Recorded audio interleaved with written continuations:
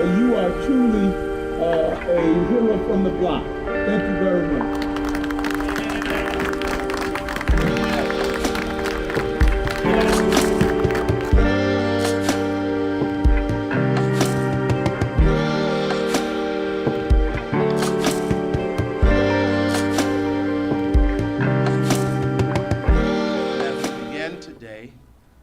To thank the Borough President Eric Adams for offering to utilize his good offices. We thank him for the great work that he has done over the years. I've known him 30 years, and wherever there's a family such as the Nazario family that is in need, he's always been there. He's been there to stand up, and we appreciate his leadership in the borough of Brooklyn and throughout the city of New York. We are joined today by a coterie of community-based organizations. We are joined today by clergy, elected officials, and most of all, we are joined by those in the borough of Brooklyn, the Bedford-Stuyvesant community that watched Lieutenant Nazario grow up, know his character, know his family, and we are here today to stand with him. We are here today for three purposes. The first of which is to, as a community, wrap our loving arms around this young man. We have all seen the videotape at this point. We understand how traumatic this experience was for him. We understand that this event could have, except for the grace of God. William Augustus Jones, the former minister of Bethany Baptist Church in Bedford-Stuyvesant, preached a sermon entitled, "But God." And I think we all understand, but for God's intervention, we could be here for a different purpose. And so first, we're grateful to God that this young man is here with us today to recount these events and to receive the love and support of his community. We're also here today to tell of his character. You will hear today from people who watched him grow up, who are eyewitnesses to who he is as a person. And then, of course, we're here to make a call to justice. I want to thank my son, Conrad Jr., who 2 Saturdays ago sent me a text about 6:30 in the morning, and he asked me had I seen the videotape in terms of what they did to Caron. He sent me the link. Turns out Caron's mom had sent it to me, but I didn't see it. And I could not watch the entire video. I know this young man. I watched him grow up. Indeed, they are my next door neighbors. And I knew that out of all of the wonderful people and young people that we produced in the Brooklyn community and in Bedford-Stuyvesant specifically, he is truly one of the best. He's what we call in Bed-Stuy the pride and joy of Bed-Stuy. And so I was really, really distraught. I couldn't even finish watching the video. Tears welled up in my eyes because I couldn't believe this happened to this young man. A young man that graduated from a high school right here, George Westinghouse. A man who, in my view, as the captain of the soccer team and the baseball team, one who went on to graduate and matriculate at Virginia State University, become the freshman class president, inducted into Kappa Alpha Psi Fraternity Incorporated, an honors graduate, ROTC cadet, and now serving his country, in my view, is just as successful as fellow Westinghouse alumni Jay-Z and Biggie Smalls. He's our star, and we love him. I also know his family, the investment that has been made in him. His mother, Yolande O's, she's right here. His grandmother, a retired NYPD officer, Mrs. Renee Williams. His sisters, mother's retired transit. His dad, People have invested in this young man, including the community of Bedford-Stuyvesant and the Bainbridge Street community. And then, of course, he has sterling character. See, the reason why I love Lieutenant Caron Nazario is for all the young people on the block and all the young people in the community. He's always represented an example of what they could be. And so we are here today for him. We're here today for justice. And we're here today for his family. We want the country to know that this young man is indeed a true American hero. Finally, this morning for me, I don't often agree with Pat Robertson. Pat Robertson is one of the most conservative, right-wing evangelical preachers in this country, and he's a Virginian. But it is so obvious in terms of what happened to this young man. And we've got to keep him in prayer because he was greatly traumatized on that day. And so not only are we here today to call for justice, but we're here today to seek counseling for him and support. That's why I'm happy that the Black Veterans for Social Justice are here, because he's a veteran and he's going to need their support. But if Pat Robertson, who has always supported the police, can say from his mouth over his network, this must stop, this is wrong. If you can't tell the difference between a taser and a gun, and what they did to this young lieutenant is wrong, then people of goodwill, of every political persuasion, every ideology should be able to come together, demand justice in Virginia, and let the country know that what happened to this sterling young man is unjust and unfair. And so we leave you today as we bring forth others. We must heal the land. We've got to put an end to police brutality. We remember today George Floyd. We remember today young Adam Toledo. We remember today Tamir Rice and Dante Wright and Breonna Taylor and Philando Castile. But we also remember Brother Mike Brown. And then there's some of us that have been around, for we remember Eleanor Bumpus. We remember Richard Luke and Michael Stewart and Yusuf Hawkins and Abner Lawima. We remember Amadou Diallo. And lastly, Brother Caron's wonderful mother, Yolande, who's just a jewel. She said to me, and I want to thank the Amsterdam News for the great coverage that they did.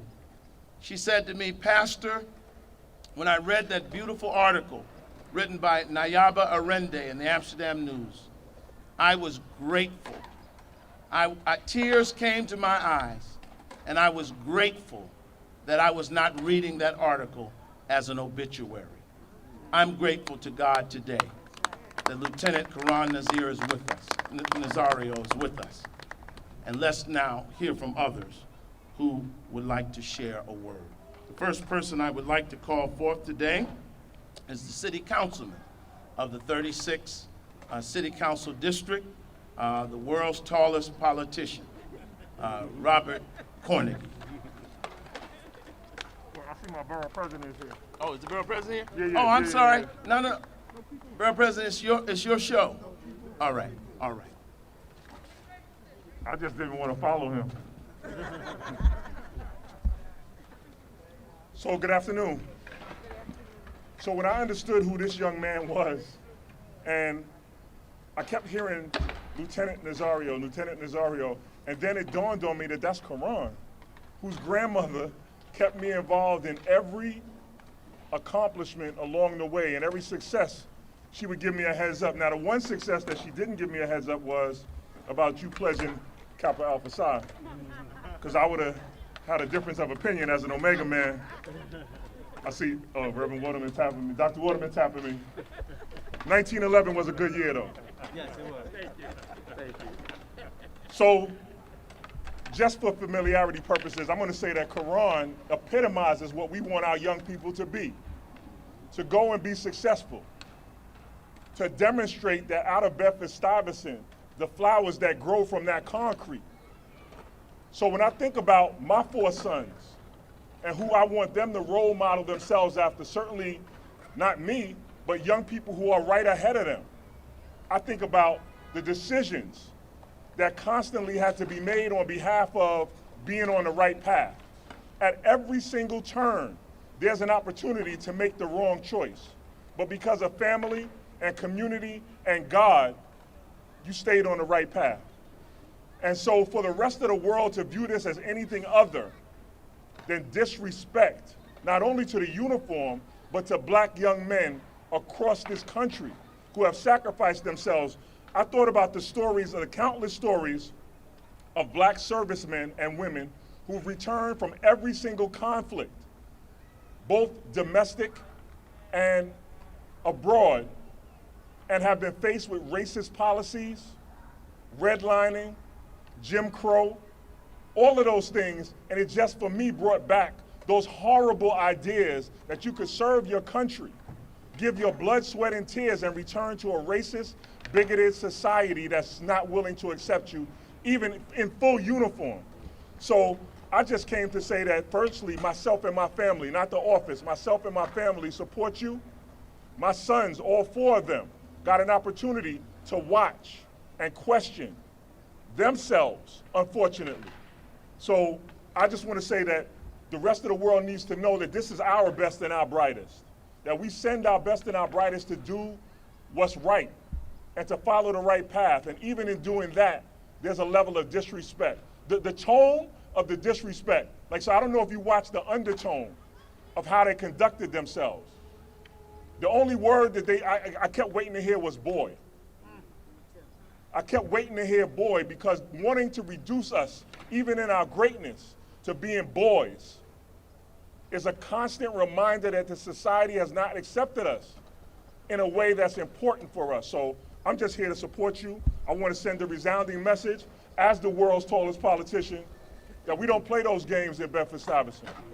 And you will hear, I want to thank Pastor Tillman for organizing. I want to thank the Borough President for understanding the importance of always getting out a message of support. I want to thank Reverend Dr. Waterman for always being the community's pastor and keeping us all in prayer.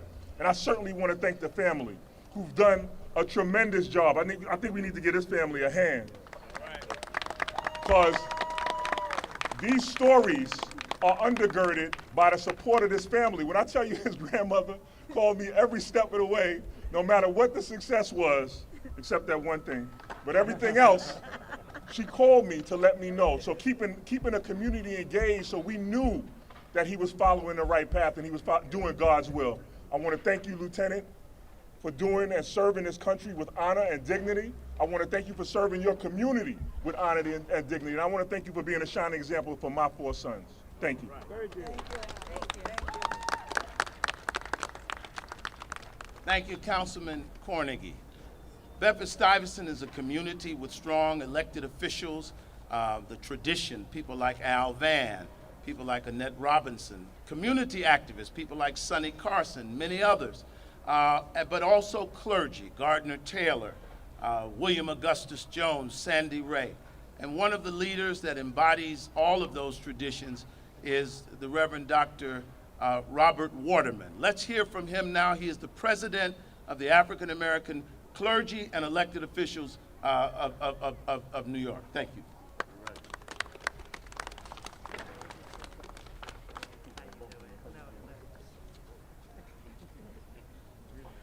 God bless you, my father's children.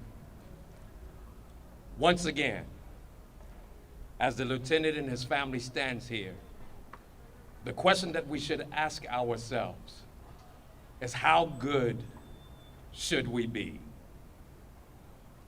It seems as though no matter how good we are, the system is still not good enough for us.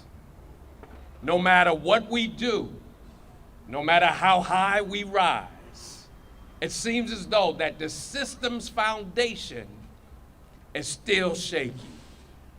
We have a young man who's a lieutenant that the system did not even respect after he is serving the country, securing the country, supporting the country, and that is not enough.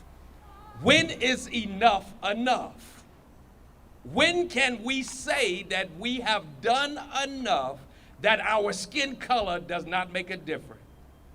When can we say we have done enough that even when we have rise above every obstacle that had potential to pull us down, and yet we still cannot do enough? So we're going to have to say to ourselves, do we still support a system that was never created to support us? Or should we get involved and change the system until it begins to support us? So that's why we're here. We're here because we support the lieutenant and his family, and we know that with God on our side, that God can allow us to do anything.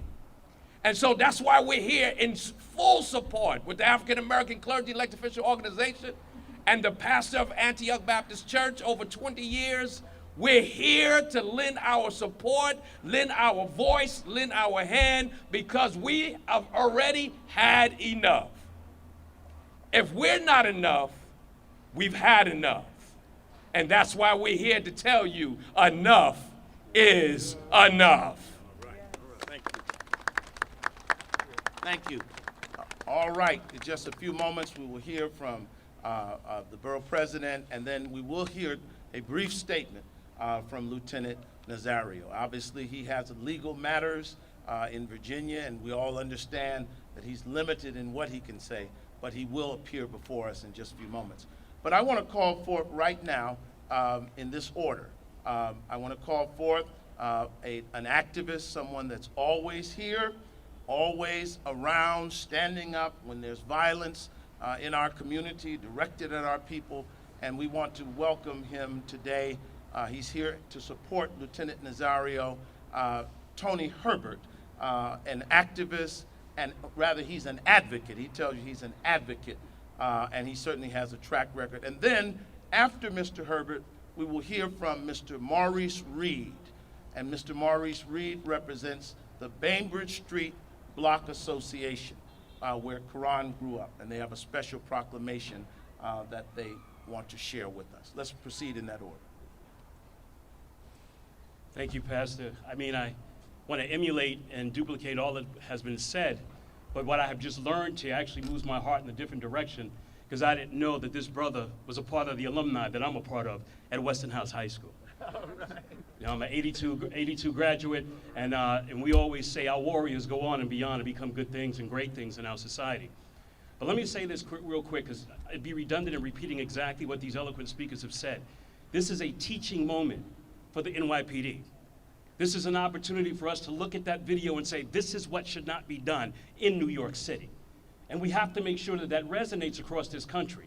And as one who is now able to sit at the table with all the union bosses because of their support of my movement, the career path, I'm going to have that conversation. And we need to educate folks to say that if we're going to communicate and want respect, we've got to give mutual respect. What this young brother has went through, no one should ever have to endure. We're not going back to the 60s. We're trying to move on.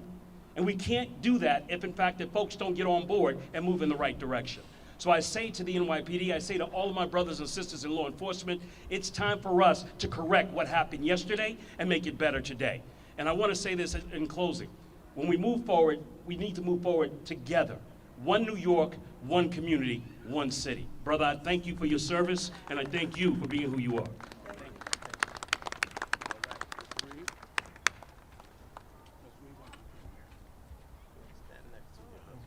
Good afternoon. Good afternoon. I have come with a prepared statement from our block association because, see, that's why I need my wife for that. She told me, get the man school. A critical part of the rite of passage for black men in America is what do you do when you are stopped by the police, not if you are stopped. The truth cannot be denied. Any black man exercising his presumptive constitutional rights to life, liberty, and the pursuit of happiness at any time can be targeted for acts of violence carried out by the state. We repeatedly have seen that a black man's presumptive constitutional rights can be stepped on by police. The inhuman violation of the rights of black men has its roots in the everyday mutilations during slavery, the lynchings during Reconstruction and Jim Crow, and continues today under the mask of brutality. Recently, much of the country witnessed police cam video of our own Caron Nazario being assaulted by a police officer after being pulled over. Caron was assaulted despite being clad in military service attire, despite putting his hands in plain view, despite complying with Virginia's law for temporary tags, which was the pretext for the stop, and despite maintaining an impeccable decorum, even as the officer attempted to provoke him, and even as the officer attempted to cover up his unjustified use of force.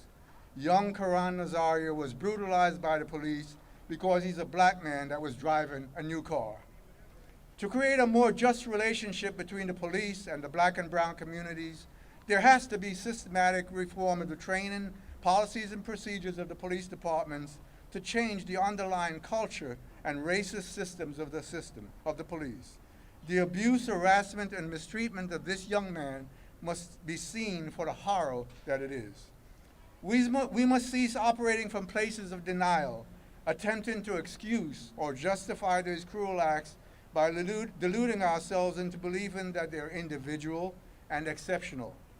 All change begins with truth, and we hold this truth to be self-evident. All human beings are created equal. Violators of this social contract must be held accountable, and so we stand with others who categorically condemn the officer's actions, and in fact, we call for the full prosecution of the law against the officer who maliciously assaulted Caron. At the same time, we want the world to know that we, the residents of Bainbridge Street, the block that Caron grew up on, is incredibly proud of, but not at all surprised by how he conducted himself. Caron has always been a model of courtesy, respect, and compassion for his friends, neighbors, and community. One of his childhood friends said that of all the kids growing up with us, he's the one who would be least expected to be involved in such an incident. The abuse, harassment, and mistreatment of this young man has to be seen as a horror that it is.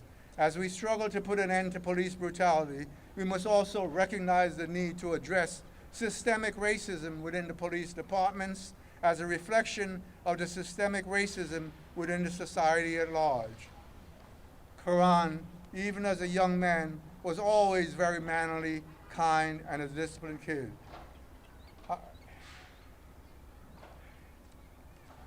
He always said good morning as he went to his morning runs at Boys and Girls High School track.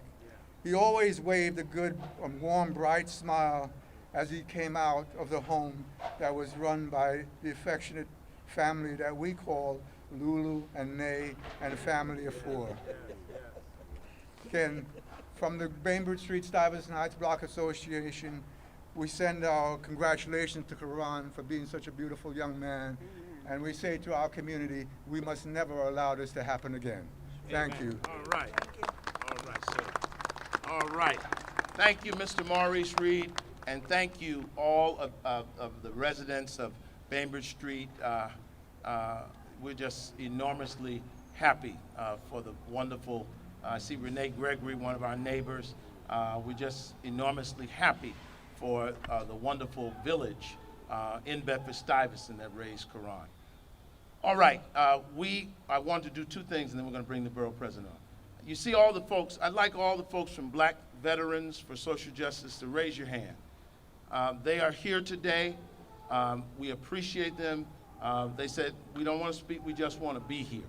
And I want to say that I hope and pray, Mom, you didn't meet them, but I want Caron to meet them and to share with them and avail themselves of the resources that they have to offer, because they're seasoned and experienced in helping our veterans, our servicemen and women who have dealt with some of the challenges that he will now face. And so we're here not only to celebrate him, but we're also here because we're concerned about this young man, and we don't want this event to change his life forever in a negative way. He needs our support, he needs our prayers, but he also needs to be looked after in this time. Now, the last thing I'm doing before the borough president, family. I want to introduce them. at least the nuclear family. This is Caron's mother, Yolande O's, and she is a wonderful mother, a retired New York City transit worker. This is his grandmother. I call her Miss Renee. She's Miss Renee Williams, retired NYPD officer, okay? His sister Ashley, I won't call her, well, we call her Coco on the block, okay? And then her little sister, Cameron. Cameron, raise your hand. And nieces, Raquel, believe it or not, this woman's name is Raquel Welch. That's her niece. His aunt, that's Caron's aunt. Believe it or not, that's her name.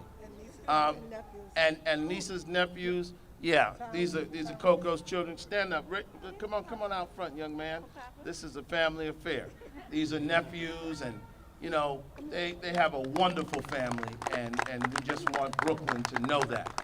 All right? Now, let's call for just a remarkable person. Now, I didn't know he was here, so I don't want you all to think I just say good things about him in front, because when I first started, he wasn't here.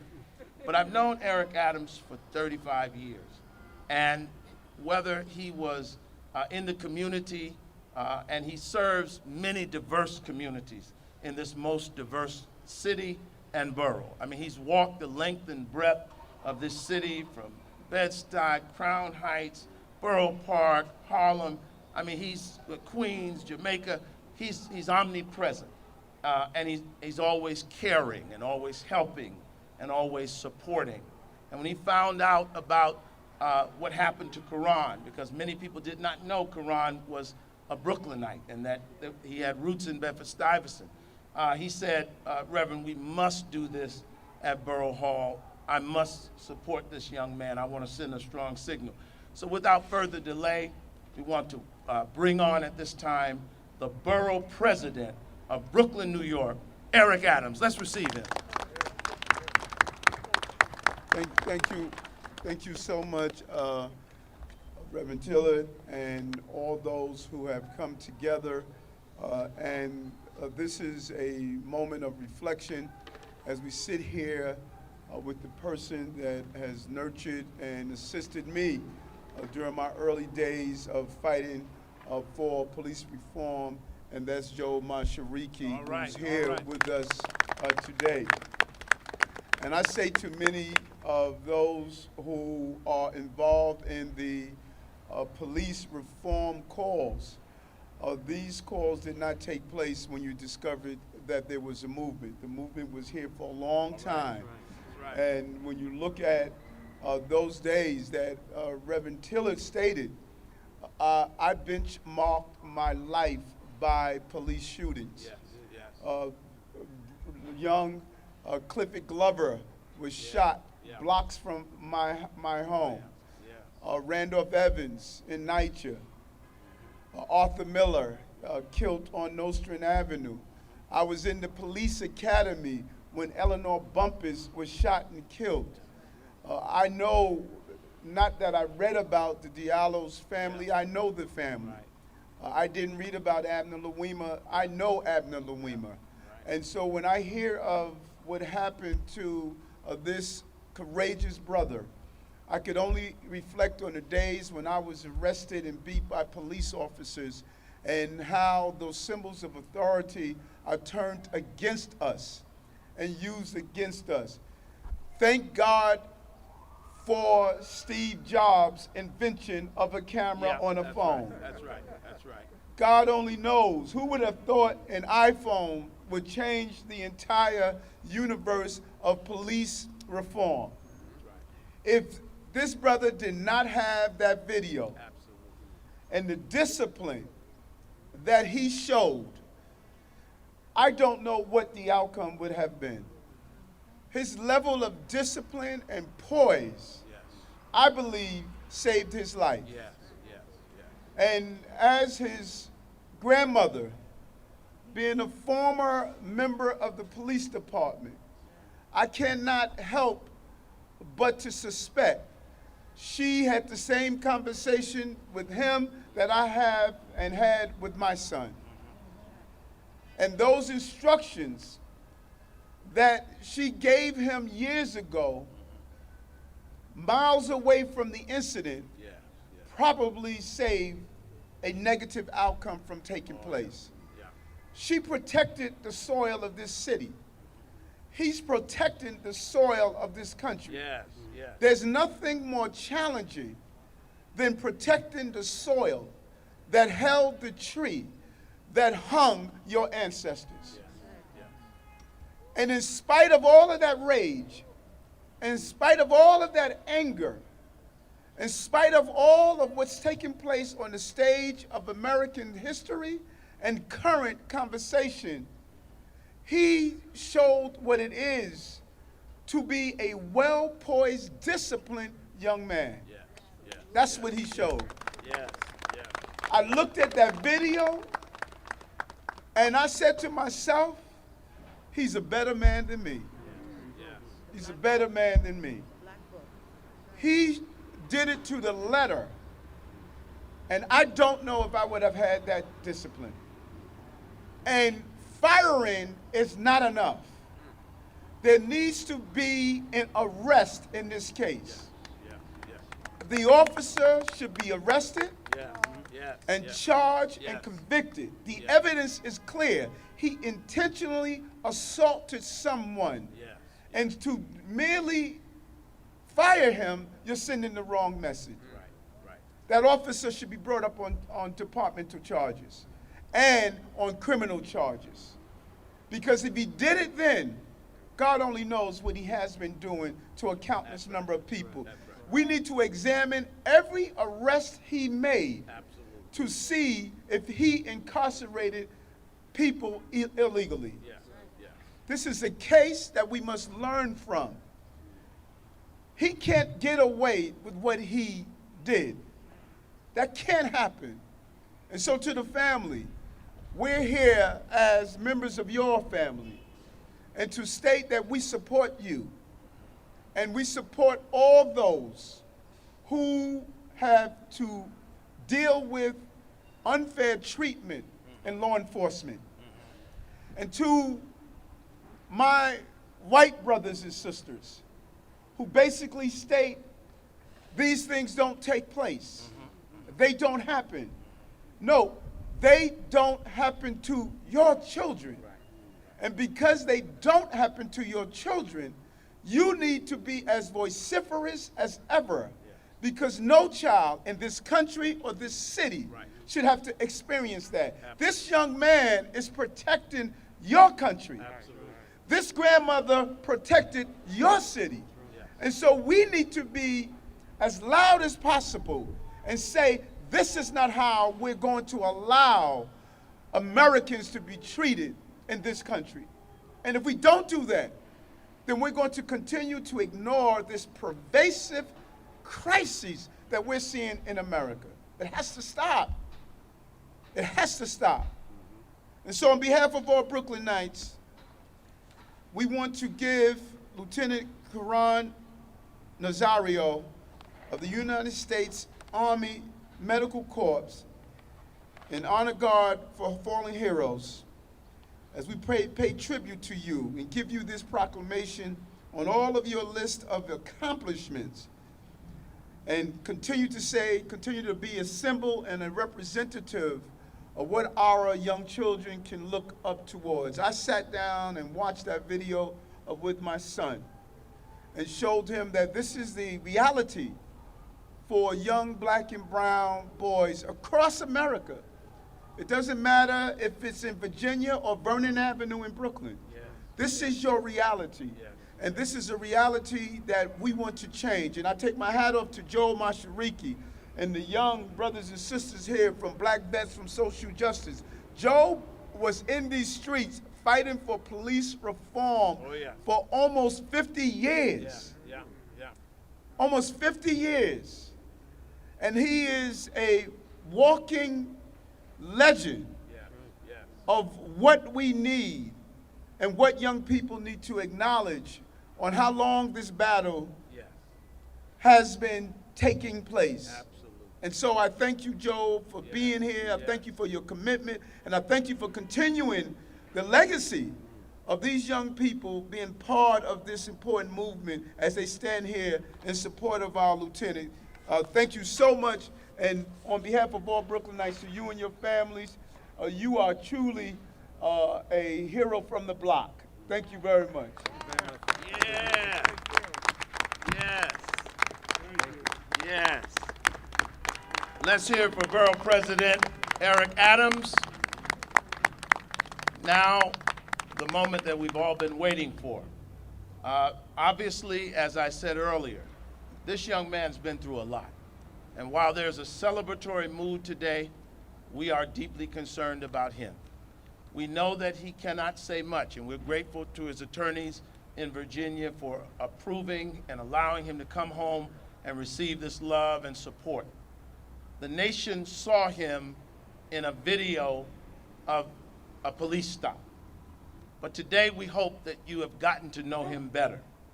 And I know that when he takes this mask off and flashes that smile, that beautiful smile that I've watched him show growing up, the nation will feel about him the way we do. Let us receive now Second Lieutenant Caron Nazario. Let's receive him.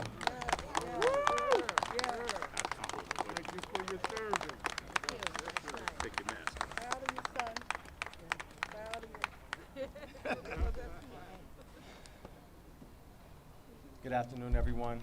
I would like to thank everyone for coming out here and showing their support and love. This has truly been a challenging experience and also a life-changing experience, not just for me, but also for my family. Through this challenging experience, we've seen an outpour of love and support around the world. So I would like to say thank you to my home community, Bedford-Stuyvesant, all of Brooklyn, everyone around the world. Just thank you for all your support. I truly appreciate it. I would like to say that I'm also going to continue to make Brooklyn proud, and I ask that you keep myself and my family in your prayers. Thank you very much. Thank you. Thank you. Thank you so much. And I want to thank everyone that came out. That concludes our program for today. Thank you. God bless you. Go in peace. Thank you. Thank you. Thank you.